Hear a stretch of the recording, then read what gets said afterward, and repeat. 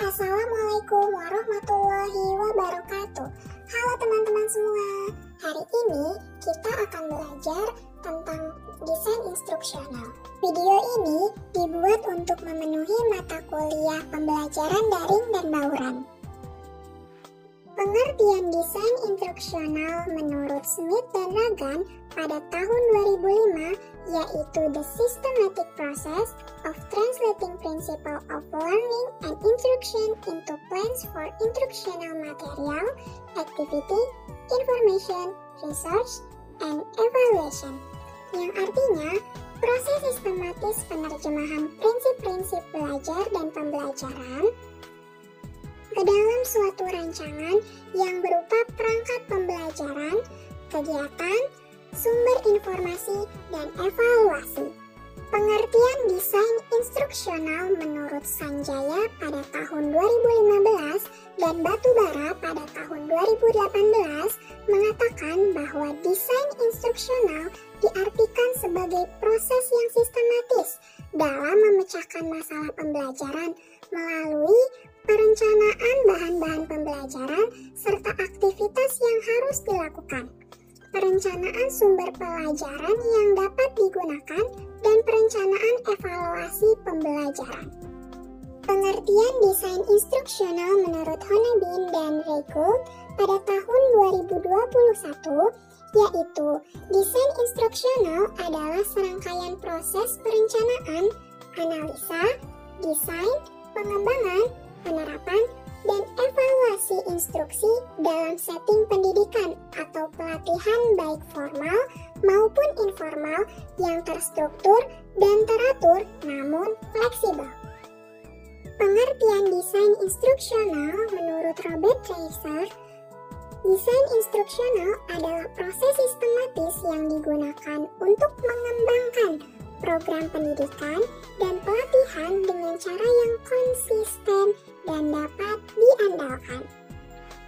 Sehingga dapat disimpulkan dalam konteks pembelajaran, desain instruksional dapat diartikan sebagai proses yang sistematis untuk memecahkan persoalan pembelajaran melalui proses perencanaan bahan-bahan pembelajaran beserta aktivitas yang harus dilakukan, perencanaan sumber-sumber pembelajaran yang dapat digunakan, serta perencanaan evaluasi keberhasilan.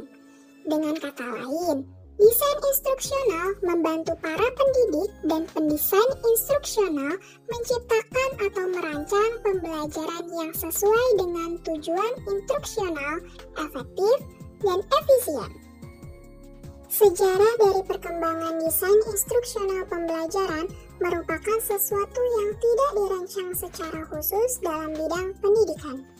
Jika meruntut sejarahnya dari awal tahun 1940-an, desain instruksional pembelajaran pada awalnya dirancang untuk melatih tentara-tentara yang siap untuk melaksanakan tugasnya di medan pertempuran. Karena itu, proses untuk melatih tentara membutuhkan waktu yang tidak sebentar. Namun, waktu itu membutuhkan waktu yang relatif singkat dengan tugas-tugas yang harus mereka kuasai. Maka, dirancanglah sebuah pelatihan yang diikuti oleh para tentara. Sehingga hasilnya tentara yang sudah mengikuti pelatihan, mereka mampu menguasai apa yang menjadi tujuan dari pembelajarannya. Kala itu, pelaksanaan pembelajaran yang dikonsep menggunakan desain instruksional pembelajaran tercapai dengan baik. Oleh karena itu, dalam perkembangan selanjutnya, desain instruksional mulai diterapkan dalam ranah pendidikan. Dalam tahun 1950-an dan 1960-an, banyak tokoh-tokoh yang mencetuskan teori-teori pendidikan yang juga dapat dilibatkan dalam perancangan desain instruksional pembelajaran. Pada perkembangan berikutnya, desain instruksional dipengaruhi oleh ilmu pengetahuan dan teknologi. Karena itu, pada tahun 1980-an, dengan adanya perkembangan teknologi berupa komputer, mulai juga digunakan dalam proses pembelajaran. Dan pada tahun inilah cikal bakal ending yang sekarang kita ketahui mulai muncul.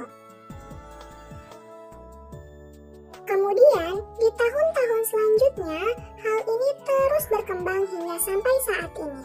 Yang mana perkembangan desain instruksional pembelajaran di tahun ini atau sampai sejauh ini sangatlah dipengaruhi oleh perkembangan internet, perkembangan komputer, dan perkembangan lain yang barangkali dulu belum sempat muncul. Dan karena itulah, dalam proses perkembangan instruksional pembelajaran, kita harus memperhatikan aspek-aspek tersebut. Terakhir, pada tahun 2010-an, kita mengetahui atau mulai berkembang pembelajaran secara online. Meskipun pembelajaran online baru berkembang 2 tahun belakangan ini. Namun sebenarnya pembelajaran online tidak hanya 2 tahun belakangan, namun sudah hampir lebih dari 10 tahun belakangan. Adanya pandemi sehingga 2 tahun belakangan ini perkembangan pembelajaran online berkembang cukup pesat. Dengan berkembangnya pembelajaran online yang cukup pesat tentunya berpengaruh terhadap perkembangan desain instruksional pembelajaran. Bahwa dalam pelaksanaan atau pengembangan desain instruksional pembelajaran, pembelajaran tidak hanya tatap muka, tetapi pembelajaran secara online atau daring perlu dirumuskan dengan baik agar tujuan pembelajaran tetap tercapai. Proses perancangan pembelajaran secara sistematis, pada dasarnya seorang instructional designer berusaha untuk menjawab 3 pertanyaan utama, yaitu yang pertama, where are we going? Atau kemana kita akan pergi? Yang kedua, how will we get there? Bagaimana kita akan sampai di tujuan? Yang ketiga, how will we know when we arrive? Bagaimana kita tahu bahwa kita sudah sampai di tempat yang dituju? Tujuan desain instruksional mengacu pada 3 hal, yaitu yang pertama, efektivitas. Proses pembelajaran mencapai tujuan yang diharapkan. Proses pembelajaran dikatakan berhasil apabila dia mampu memperoleh hasil yang positif. Sehingga, dengan adanya desain instruksional pembelajaran, diharapkan pembelajaran akan dapat membuahkan hasil. Yang kedua, yaitu efisiensi. Efisiensi terkait dengan terpenuhinya tujuan pembelajaran tanpa menghabiskan energi yang banyak atau tanpa membutuhkan waktu yang terlalu lama. Sehingga dalam proses pembelajaran, efisiensi pembelajaran diperlukan agar proses pembelajaran atau pelaksanaan pembelajaran dapat terlaksana tepat waktu dan dalam durasi tersebut, tujuan pembelajarannya dapat tercapai. Yang ketiga, keterlibatan. Proses pembelajaran tidak hanya satu pihak saja yang melaksanakannya, bukan hanya guru saja, tapi butuh keterlibatan aktif dari peserta didik. Oleh karena itu, adanya keterlibatan aktif antara guru dengan peserta didik diharapkan tujuan pembelajaran dapat tercapai secara maksimal. Prinsip-prinsip dalam pengembangan desain instruksional pembelajaran mengacu pada prinsip-prinsip pembelajaran. Banyak prinsip pembelajaran yang dapat dipelajari, tetapi secara umum prinsip pembelajaran ini ada beberapa hal yang perlu dicermati. Dalam proses pembelajaran, peserta didik bukanlah individu yang tidak memiliki pengetahuan apapun. Mereka memiliki pengetahuan awal, yang mana pengetahuan awal dan pengalaman awal yang mereka miliki sebelum mereka belajar itu berpengaruh terhadap proses pembelajaran dan hasil pembelajaran. Oleh karena itu, dalam proses pembelajaran, kita perlu mempertimbangkan pengetahuan awal yang dimiliki peserta didik agar dapat menunjang proses pembelajaran. Kemudian, tahapan perkembangan peserta didik juga menjadi sesuatu yang penting yang harus diperhatikan. Karena melalui pertimbangan tahapan-tahapan peserta didik sesuai dengan tahapan usianya yang ada di jenjangnya masing-masing, maka kita dapat merumuskan desain pembelajaran yang cocok untuk diterapkan pada kelas tertentu. Selanjutnya, integrasi antara pembelajaran dengan berbagai pengetahuan dan berbagai praktek yang dilakukan. bahwa ketika proses pembelajaran diberikan kepada peserta didik, tidak hanya melalui transfer pengetahuan saja, tapi mereka juga diberikan kesempatan untuk mempraktekkan apa yang mereka ketahui. Itu menjadi sesuatu yang maksimal atau pembelajarannya akan menjadi lebih baik daripada sekedar mereka membaca atau mendapatkan teorinya saja. Sehingga nanti pembelajaran itu menjadi lebih berkesan kepada peserta didik dan mereka memiliki pengetahuan yang lebih menyeluruh. Desain instruksional pembelajaran sebenarnya memiliki 3 sifat secara umum. Yang pertama, ada orientasi pada peserta didik. Karena pembelajaran ini difokuskan untuk mencapai hasil pembelajaran yang nampak dalam diri peserta didik, maka dalam proses rancangan pembelajaran, kita harus berorientasi kepada peserta didik sebagai subjek dalam pelaksanaan pembelajaran itu, sehingga hasilnya akan menjadi lebih maksimal. Yang kedua, alur berpikirnya sistemik. Artinya, dalam proses perancangan desain instruksional pembelajaran ada tahapan-tahapan tertentu yang disusun secara runtut. Dengan runtutannya, tahapan itu nantinya dapat membantu mencapai tujuan pembelajaran dan hasilnya lebih maksimal.